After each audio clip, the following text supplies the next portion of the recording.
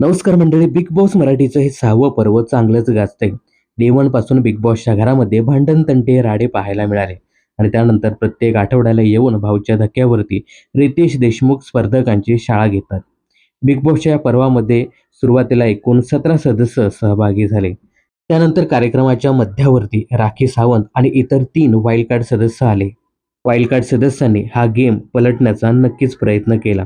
तर एकूण 21 सदस्य बिग बॉसच्या घरामध्ये पाहायला मिळाले. 11व्या आठवड्यात या सीझनचे टॉप 10 सदस्य पाहायला मिळाले. अशातच आता बिग बॉस मराठी सीझन 6चा विजेता कोण होणार यावर सोशल मीडियावर मोठ्या प्रमाणात चर्चा रंगली आहे.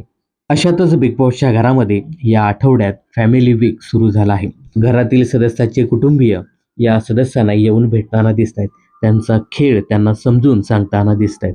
मंगळवारच्या म्हणजे 25 मार्चच्या एपिसोडला वाईल्ड कार्ड सदस्य संकेत पाठकची पत्नी आली होती.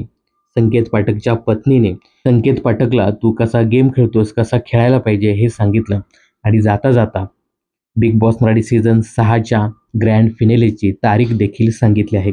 संकेत पाठकची पत्नी सुपर्णा पाठक याच्या म्हणण्यानुसार बिग बॉस मराठी सीझन 6चा ग्रँड फिनाले 19 एप्रिल 2026 रोजी पार पडणार आहे. आता कोण होणार बिग बॉस मराठी सीझन 6चा विजेता? बिग बॉस मराठीचं हे 6वं पर्व कोणाच्या नावावर होणार हे पाहणं खूपच इंटरेस्टिंग ठरणार आहे. तर काय वाटतं तुम्हाला? बिग बॉसच्या या ट्रॉफीचा कोण दावेदार असणार हे कमेंट्स करून नक्की सांगा.